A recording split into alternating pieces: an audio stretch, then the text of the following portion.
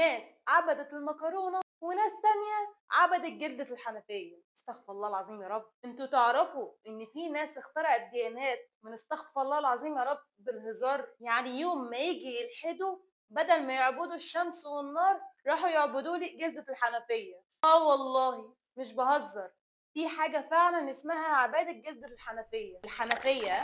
ودي مش ديانة قديمة ولا تاريخية، دي فكرة تهكمية ظهرت اونلاين عشان الناس تسخر من فكرة تقديس الرموز ومن بعض الأديان. واللي اخترعها للأسف الشديد كان شاب مصري كان اسمه أحمد سامح، مؤسس موقع الجلدة أورج، وهي اسمها كده. وهدفه كان انه يقول للناس كل حاجة ممكن تتحول لمقدسة، يبقى حتى الجلدة تستاهل العبادة. يعني بدل ما الناس تقول يا رب سهلها، بقوا بيقولوا يا جلدة ما تسربيش المية. وبدل ما يبقى فيه كتب مقدسة، يبقى عندهم كتالوج السباكة مقدسة. بس الغريب ان دي مش اول ديانة تهكمية في العالم. قبلها كان في برضه ناس مجنونة كده اخترعوا ديانة اسمها ديانة الكنيسة لسباكيت الطائرة، ودي اتعملت سنة 2005 لما واحد أمريكي حب يسخر من التدريس الديني في المدارس، فقال لك أنا مؤمن بوحش سباكيتي طاير.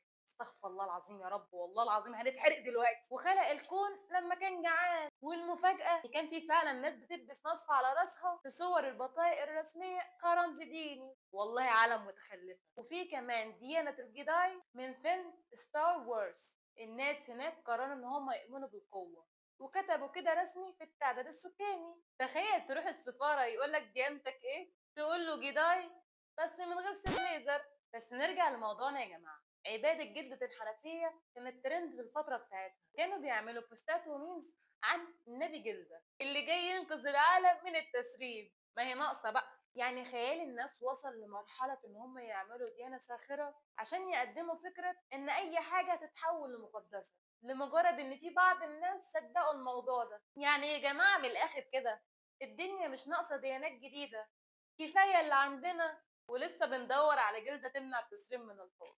كنت معاكم في الدنيا.